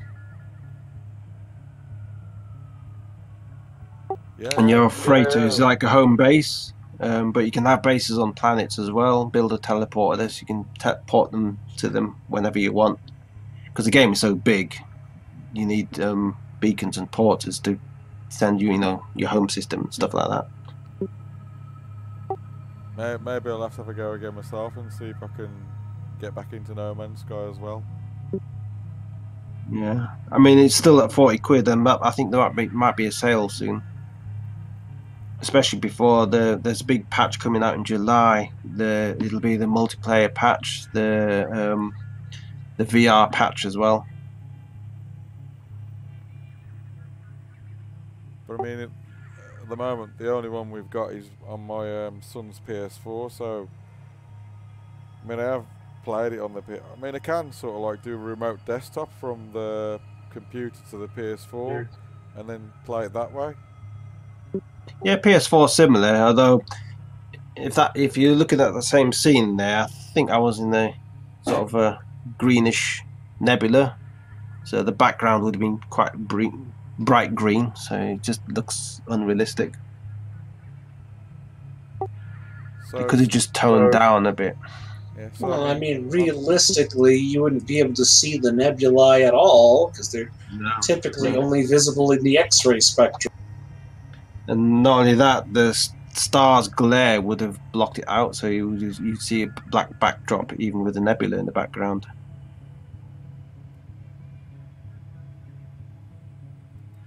It's a simple mod, only a few kilobytes big as well.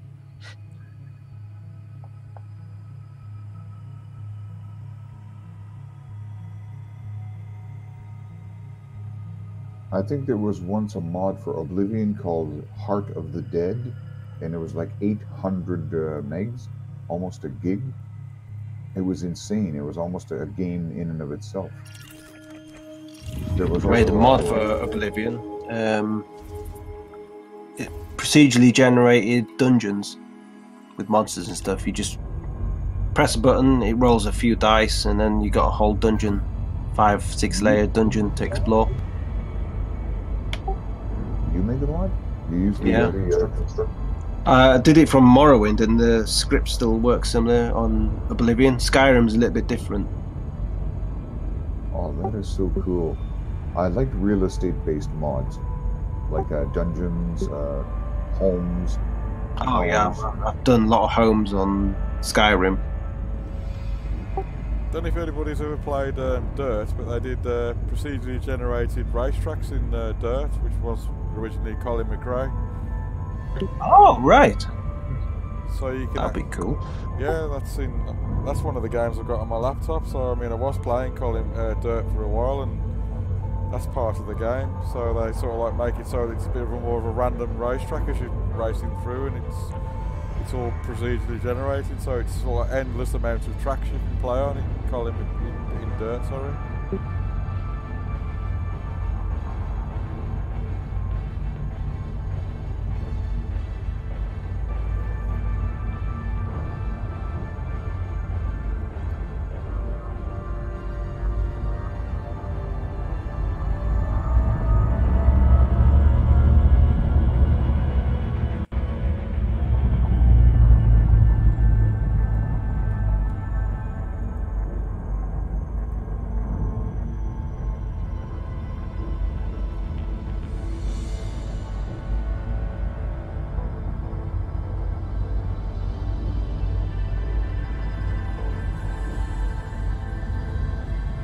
Oh boy, only 99 jumps to go to get to the second rest stop.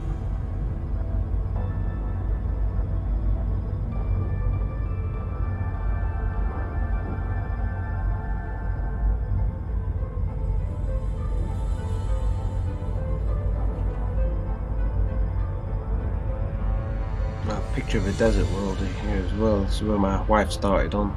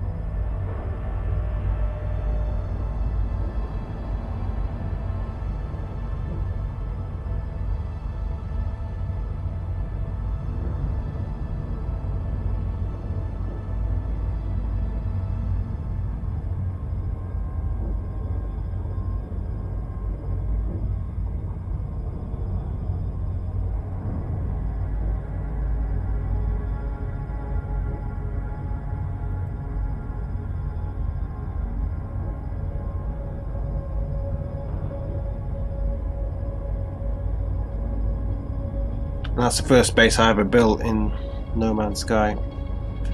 Resolution's not so high on that particular picture, I don't think.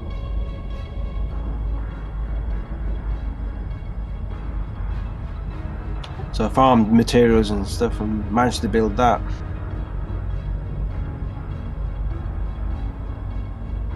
It's in a snowy environment, right? Yeah, it was minus 60 on that world. Quite a harsh planet. Ooh. Yeah, I like the little dome there. That's for your plants, I guess, right? Yeah. Oh, I'd building a few of those for not good architecture. I've seen some players' bases when they've come to visit. You can visit random players if they've left their lobby open. Raid. Yep. And you'd be surprised how you can raid plants.